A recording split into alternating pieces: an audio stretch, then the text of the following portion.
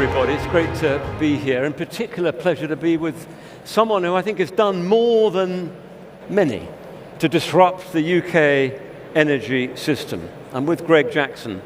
And it's an amazing thought that while some of us were reporting on climate change, others were drafting policy papers about climate change, others were working on the detail of the Paris Agreement and all the rest of it, you were actually just kind of getting on with it.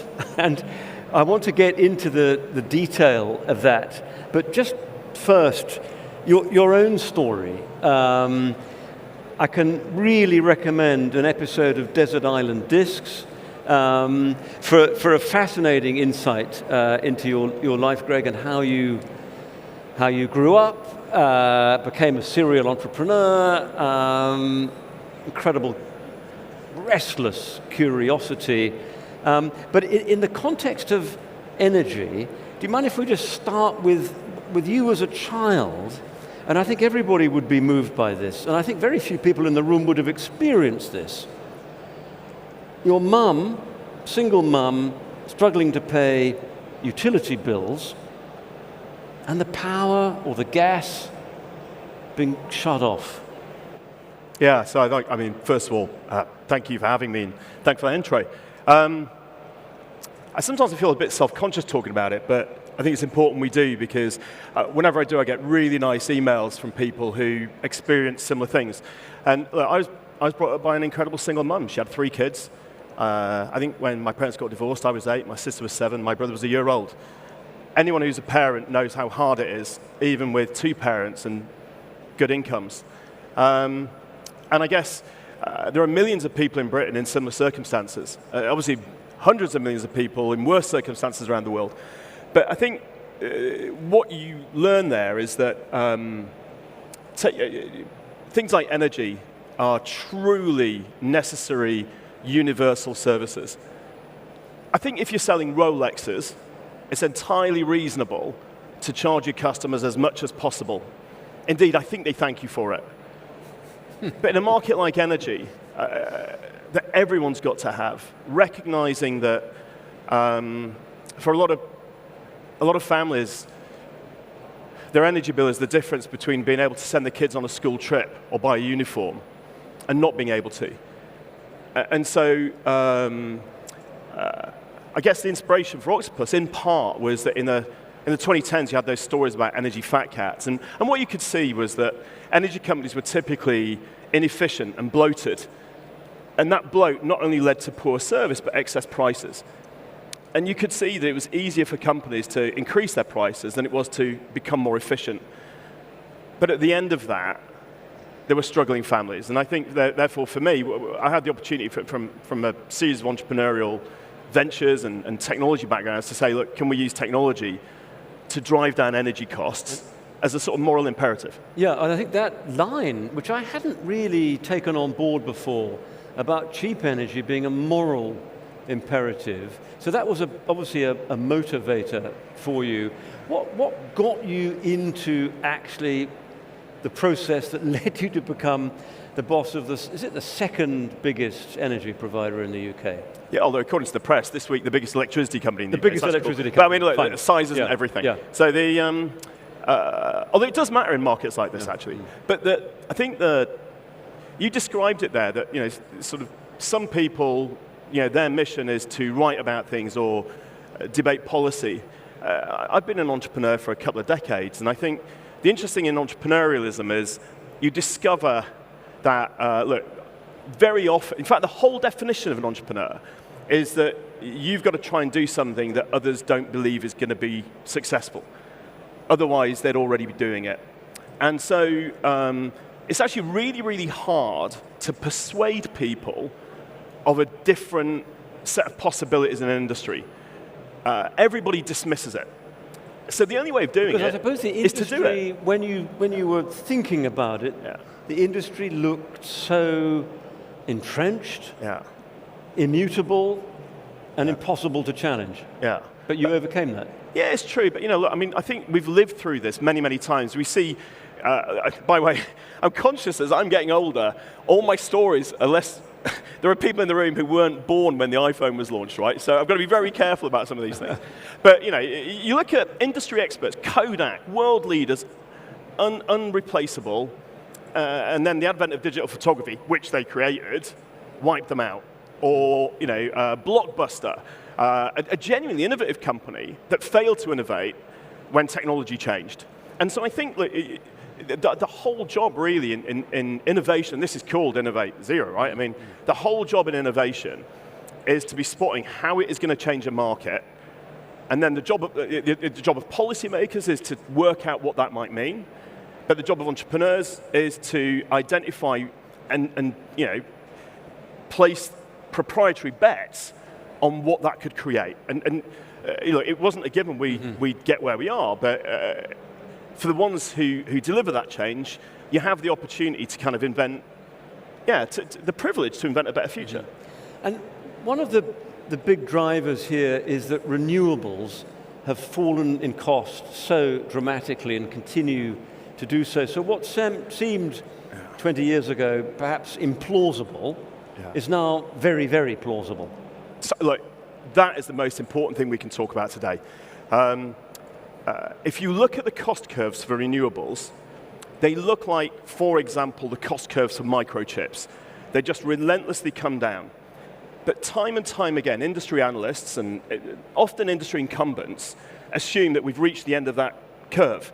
And so they show these curves that it gets cheaper and cheaper and cheaper, and then it's a straight line. But if you've ever seen other technology sectors, you see that this can keep going and going and going. Moore's law in the world of microchips has been consistent for, 50 years, maybe longer.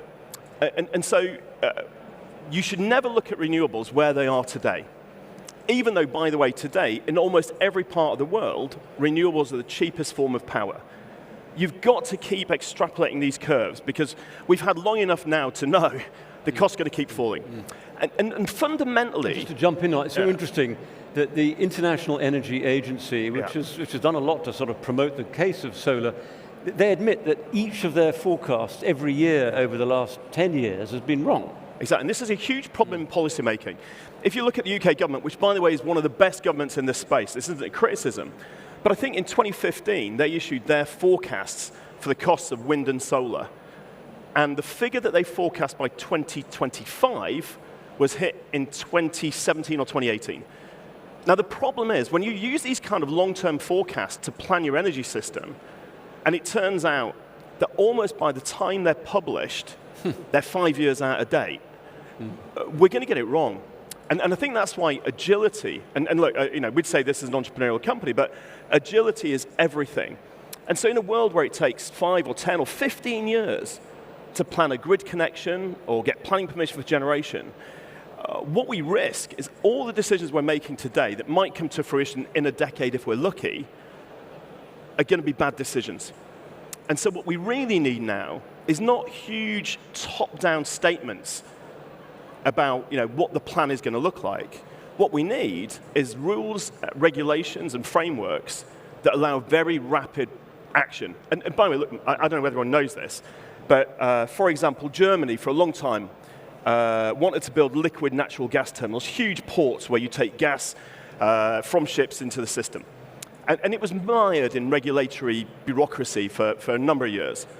And then the energy crisis came. And in 1 year, during the energy crisis, gas crisis, Germany got 5 of those massive projects through their bureaucracy. And by the way, Germany's good at bureaucracy, right? It got 5 of them through in 1 year. It used the same kind of techniques as we used to create vaccines during COVID. We haven't done the same in renewables. And it's entirely doable. We can do it for all of the components of the system we need. And the tragedy is, for example, even if we'd done that for renewables during the energy crisis, even during the crisis, we'd have saved billions of pounds as a nation. And we'd have had the infrastructure that brought energy costs down and enabled us to enjoy cheaper, cleaner energy for the next 2 or 3 decades. So this question of people having renewables projects that are ready, financed, planning permission, but can't get a grid connection. What's the Greg Jackson view of how to accelerate that? Yeah, I mean, look, first of all, there are 2 main barriers to building stuff. That is planning and permitting, and the ability to get a grid connection. On planning and permitting, the UK, and indeed every other country, went about the renewable revolution in the worst possible way. Right? So, I don't know, what, 10, 15 years ago, we started turning up in beauty spots and erecting huge wind turbines, and in return, we put a new item on everyone's energy bill for environmental levies. So we literally put energy costs up whilst bringing unpopular infrastructure. And we needed to reverse that. You know, the reality today is that every wind turbine reduces our energy costs. Every solar farm reduces our energy costs. But when we build them, that just goes into the great big blancmange of the energy system. So people who live locally don't benefit. And they don't believe that, no one believes that this stuff is bringing down costs. So what we really need to do is say, look, you know, if your my hometown had a debate not that long ago about whether or not to allow an Asda out-of-town supermarket to be built. And the debate was really straightforward. You know, the people in the area were choosing, do we want an Asda with all its special offers and big range, or do we want to leave those fields untouched and have less traffic? It was their choice. And we need to do the same with energy, which is like, if a community say, look, we want cheap electricity, we'll have some wind turbines nearby. What you'll do is you reverse NIMBYism to IMBYism. And we can do the same with batteries, with solar, and with transmission infrastructure. In fact, imagine, like, at the moment, you know, the community protests against pylons, towers as they like to call them, are you know, holding back the whole nation from cheaper energy. If we reverse this and say, hey, look, who wants to host this infrastructure, and in return you'll get cheaper power, you have communities competing for it. And this isn't just a theory. We subsidized 4 wind turbines. And we said to communities that live nearby, you get cheap power when it's windy, in real time. And what we thought we'd do is we'd see people using more electricity when it's windy, and you certainly did. And by the way, not only do they use more electricity when it's windy, they're more interested in heat pumps, they're more interested in electric vehicles, they're more interested in getting rid of gas. But on top of that, 22,000 communities and individuals contacted us asking for wind turbines. Right? So this is totally possible, and we could do it tomorrow. And actually, the Spanish, about 10, 15 years ago, were starting to do that. Yeah. You know, actually making sure that communities benefited from a hilltop wind farm, and suddenly you saw and in the UK, we've always had this thing that, like, if you're building a wind turbine, you might build a scout hut. But that's not it. When you build an Asda, you get cheap goods. You don't get a scout hut. And when you build electricity infrastructure, we should do cheap electricity, because then it's directly benefiting from that infrastructure. And it demonstrates the truth, which is renewables are the cheapest power, especially while they're generating. So we need these kind of initiatives. By the way, the other one was grid. You know, like, because we've got these monopoly grids, not just in the UK, in the vast majority of countries, you know, you've got a company like ours, we've got customers crying out for cheap, clean energy, not just households. Imagine with the AI revolution, every major tech company is desperate for electricity.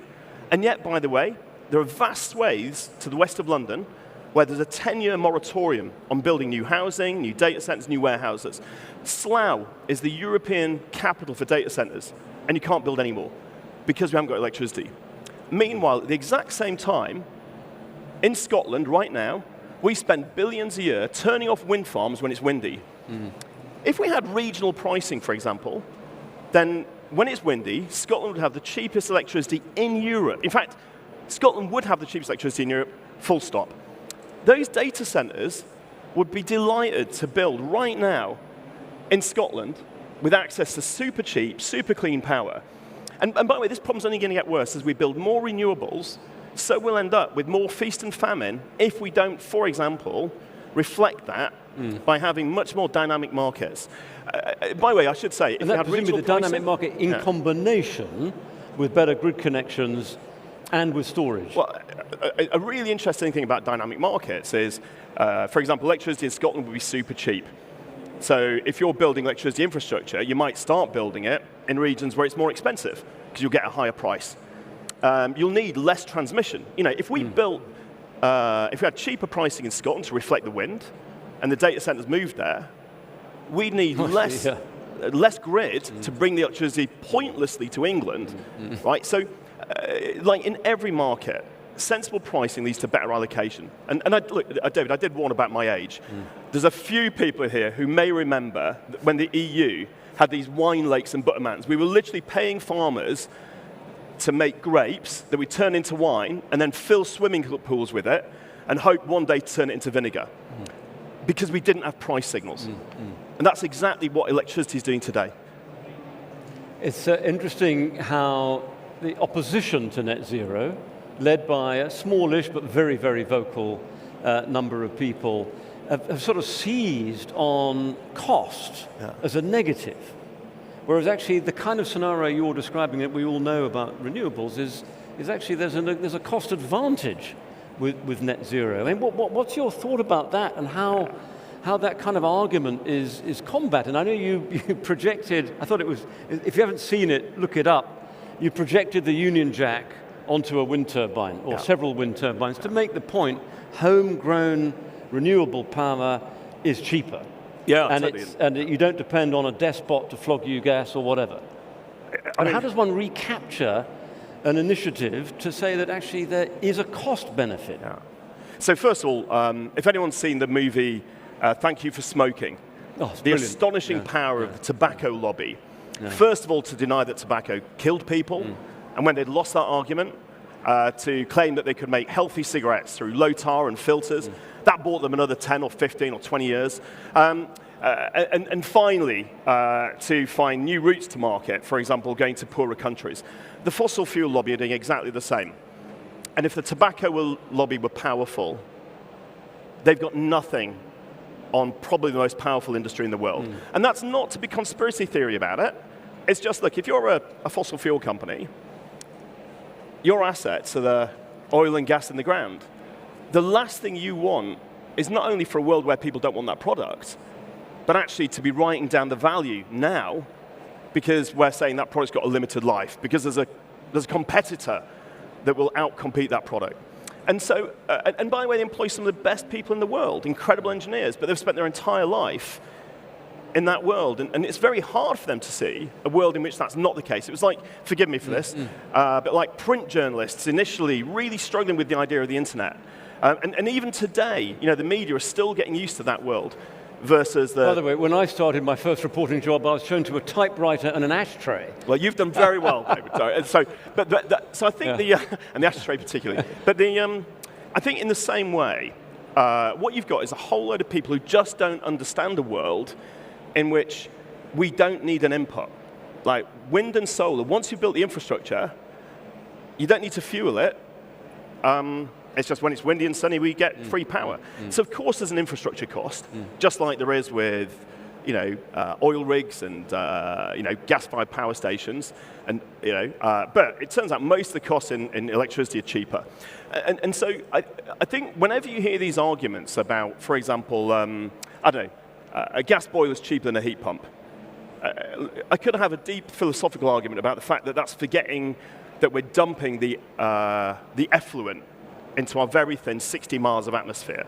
But actually, far more importantly, what they forget is that during the gas crisis, gas was so expensive, it was 15 times higher than usual. The government had to pay 2/3 or 3/4 of our energy bills. The government committed something, the UK government alone committed on about £100 billion, 100 billion, just to pay our energy bills for a year or two, right? If we'd been building renewables, the impact of that energy crisis would have been dramatically lower. And an interesting thing about renewables is the more we build, the cheaper it gets. Look, a great example would be, we as a company have got 150,000 electric vehicle drivers who have integrated their car, like connected it to us, or their charger. And every day when they get home, they plug in, and then we just optimize when we charge the car against 29 variables, but mostly it's about when there's renewables on the grid. Those drivers, even today, when renewables are only 40% or thereabouts, maybe 50% of our electricity, those drivers can do 100 miles for £2.30. With a diesel car, it's £16. And as we start to electrify heating, of course we've got to get the cost of heat pumps down, but that's happening. I mean, I think the cost of heat pumps has fallen by roughly 1/3 in 2 years, and that's astonishing. but the cost to run them is already lower than a gas boiler if you use smart tariffs. So these are the kind of stats that we should all be equipped with in debates about net zero. I really hate having to say this, but we're out of time. It's been fun. I mean, it's been fun, and we could do several hours. But I'm really, really sorry to say it's over. But I'm just going to run over time slightly with one quick thing. The next person on this stage with me is Ed Miliband. Just give me a quick question that you would like me to put to him, very, very briefly. Look, I mean, the first thing is we have to be very politically neutral. Yeah. But I think the question for me is, what are the big decisions? Because I think the reality here is we need some brave decisions. Yeah. For example, I'll give you mine. I think it is untenable that we will ever heat our homes with hydrogen, for a whole pile of reasons, mainly physics and economics. And the sooner we can make those decisions, actually, the more we can deliver fair transition. Because, look, 55% of the people that join our company to install heat pumps were formerly gas engineers. And we need to offer a path to a bright future for all of the great people that currently work in industries like gas. And the sooner we do this, actually, the fairer we can be, building the training programs and giving them the confidence about what decisions they should make for their careers. And look, the amazing thing about renewables and the transition we have, it will create far, far, far more jobs than will be lost, because we can pay money to people here rather than to foreign despots. But to deliver that fair transition, we need to make decisions quickly. So there you go, that's one. And it's a part of the just transition as well. Would you all join me in giving a very warm round of applause? That'd be great. Thank you very much indeed. Thank you. Really, really enjoyed it. Thank you. I wish it could have gone on longer, but I'm really sorry.